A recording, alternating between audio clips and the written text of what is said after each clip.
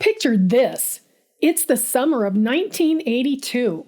You're a commercial airline pilot, a veteran of the skies, flying a massive passenger jet at 16,000 feet. You're on your final descent into Los Angeles International Airport, LAX, one of the busiest, most heavily regulated airspaces on the planet. You look out your cockpit window, expecting to see a blanket of smog, a few clouds, maybe a distant Cessna. Instead, drifting past your left wing, you see a guy. He's not in a glider. He's not in a Cessna. He is sitting in a standard, aluminum-framed, webbed Sears Roebuck patio chair.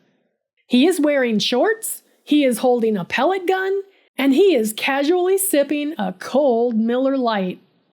You pick up your radio, your hands sweating, trying to figure out how you're going to explain this to the control tower without them revoking your pilot's license on the spot. LAX Tower? We just passed a guy in a lawn chair. Welcome to the story of Larry Walters, the patron saint of redneck engineering and extreme unbothered confidence.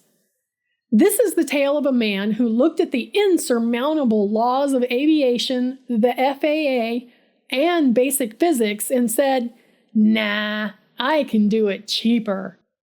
This is the legend of Lawnchair Larry.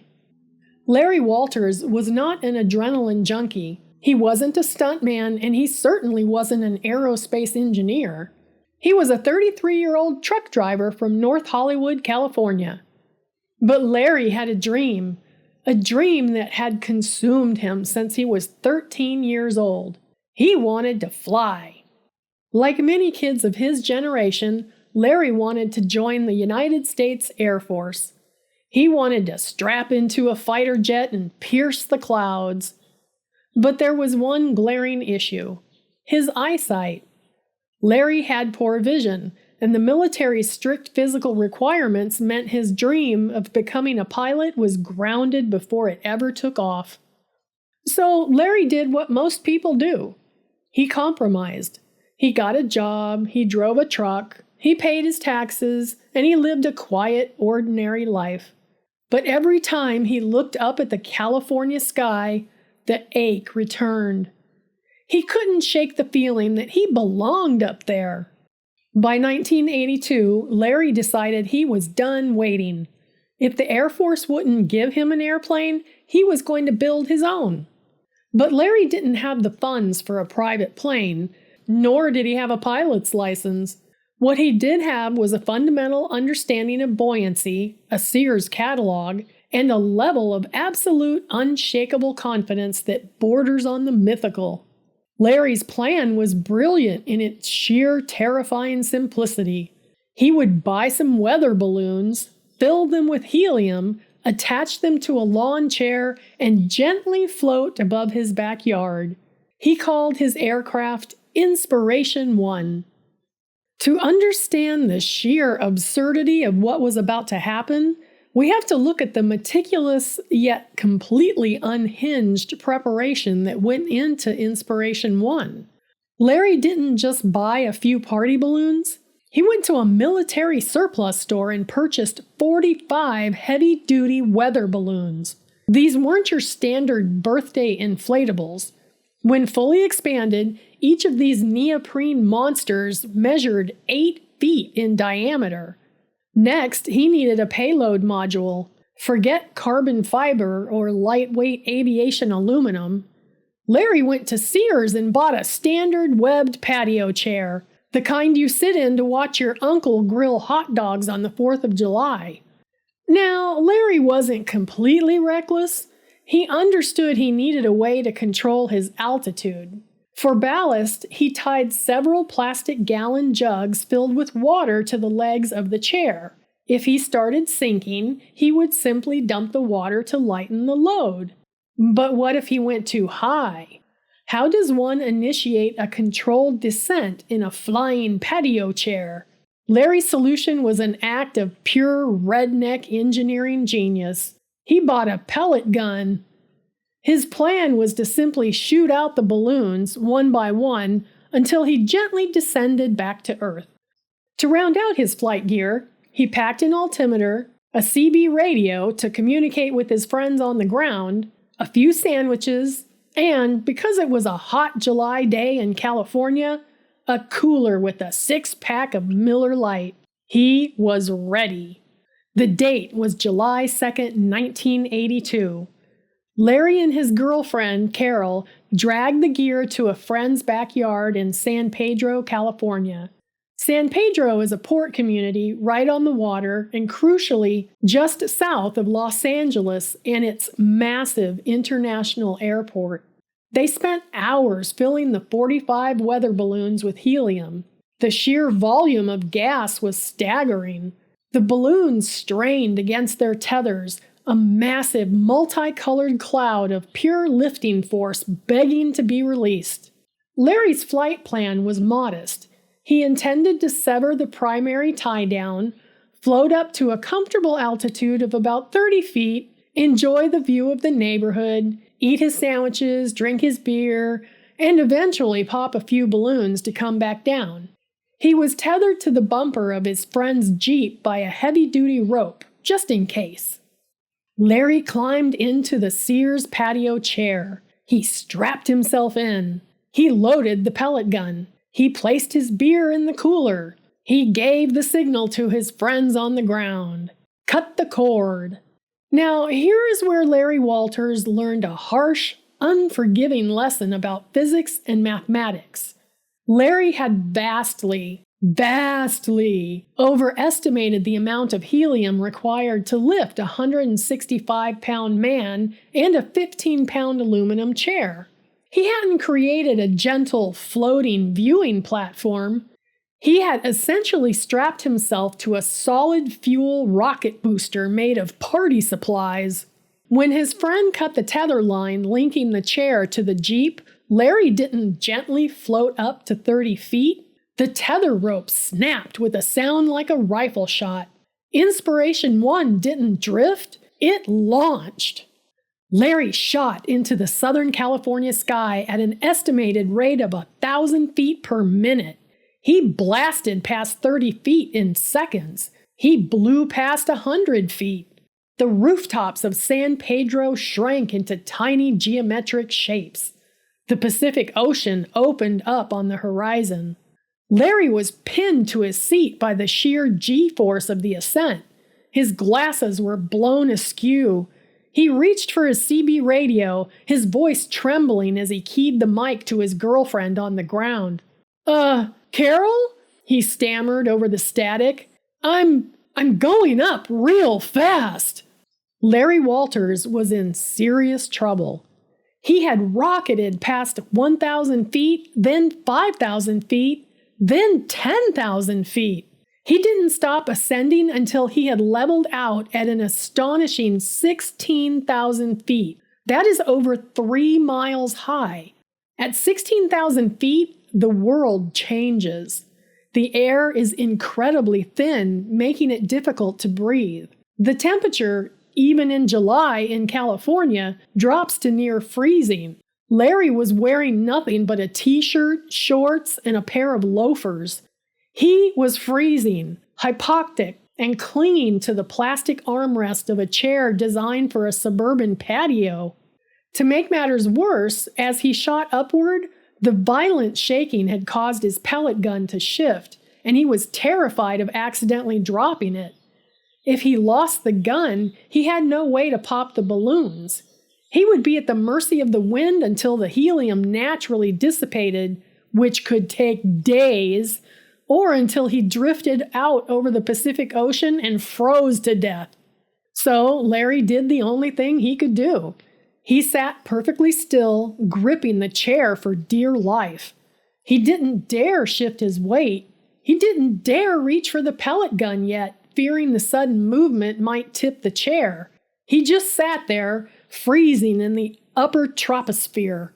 But the cold and the height weren't his biggest problems.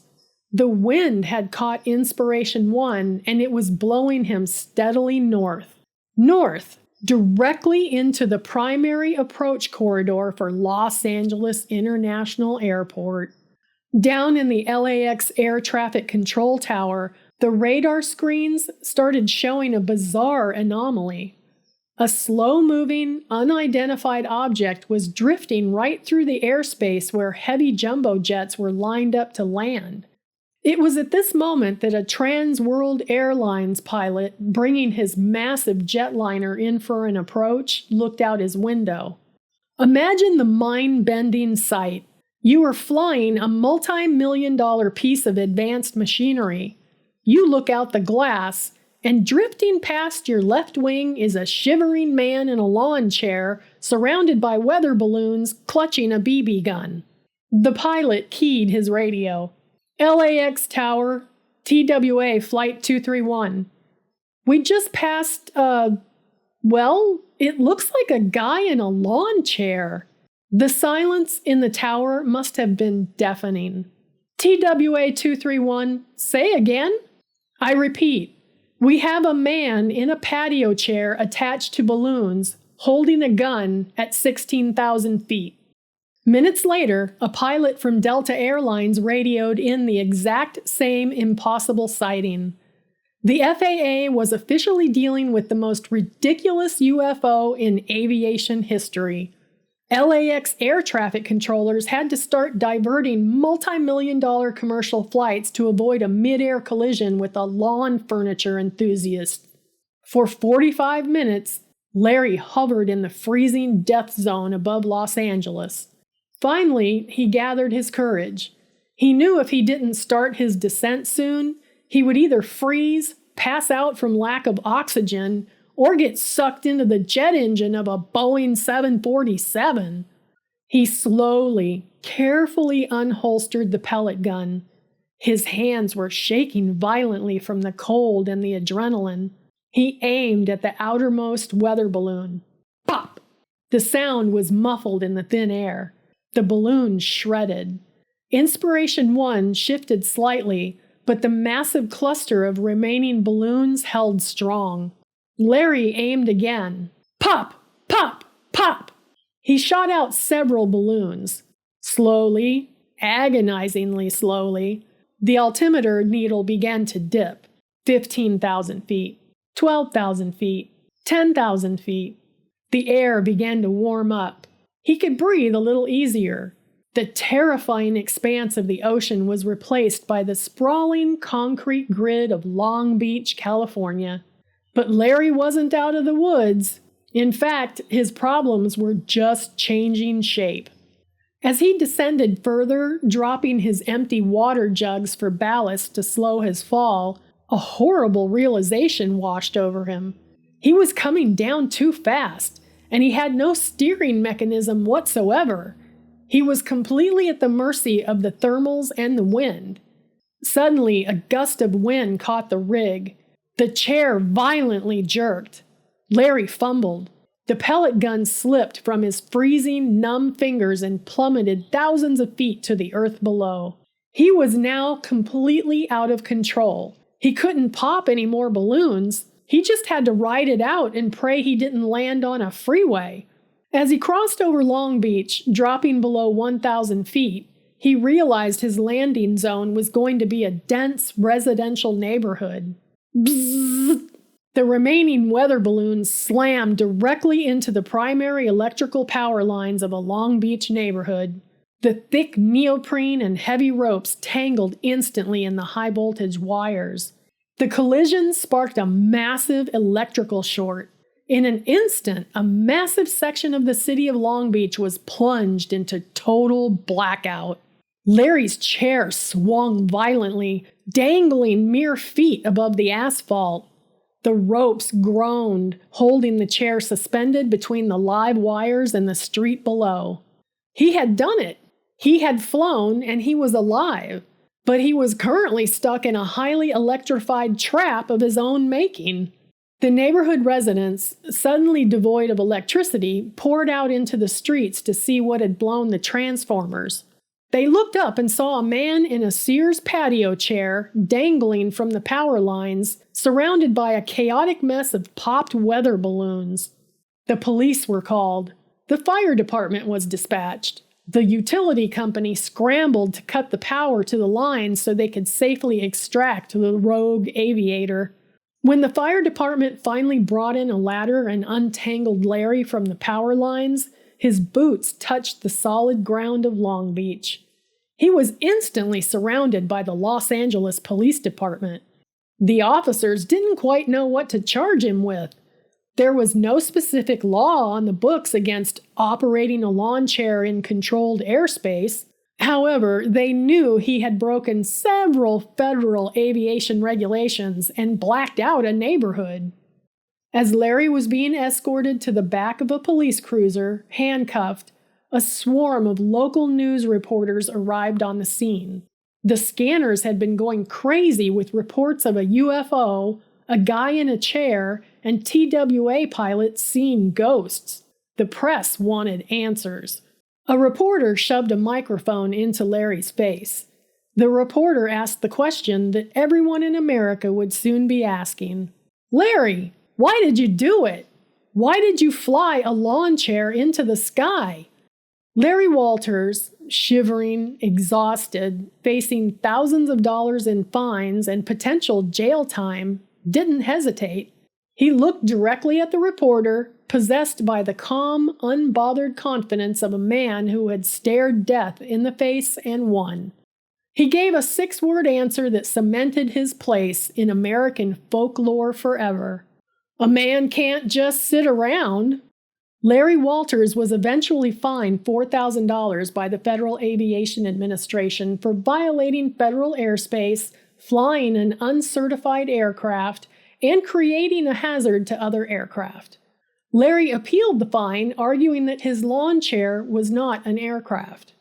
The FAA, presumably while rubbing their temples and sighing heavily, reduced the fine to $1,500. They dropped the charge of flying an uncertified aircraft because, as they noted, they didn't have a certification category for weather balloon-powered patio furniture. Larry became an instant, albeit brief, national celebrity. He appeared on The Tonight Show with Johnny Carson. He did interviews. He was given an award from the Bonehead Club of Dallas.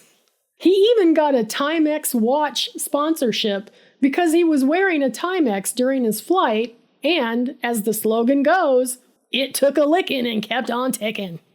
But Larry never flew again. He gave the original Sears patio chair to an admirer, and it eventually found its way into the hands of the Smithsonian, a permanent monument to human audacity. The story of Lawnchair Larry isn't just a funny anecdote about a guy doing something stupid. It's a strangely inspiring testament to the human spirit. It is the ultimate manifestation of redneck engineering, the belief that with enough duct tape, helium, and sheer willpower, the impossible becomes merely dangerous. Larry Walters didn't have the money, the education, or the eyesight to be a pilot. The world told him he belonged on the ground. But Larry looked up at the sky, looked at a piece of backyard furniture, and decided he wasn't going to listen. He proved that sometimes you don't need a multi-million-dollar jet to touch the stratosphere.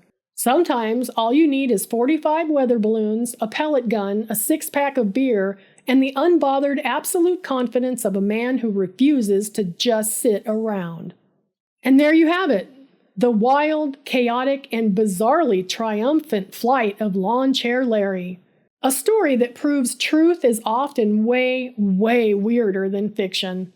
If you enjoyed this deep dive into one of history's most absurd aviation milestones, please do me a favor, hit that subscribe button down below, give this video a like, and drop a comment telling me what you would pack in your cooler if you were taking a lawn chair to 16,000 feet. Until next time, keep your feet on the ground, leave the weather balloons to the meteorologist, and I'll see you in the next video.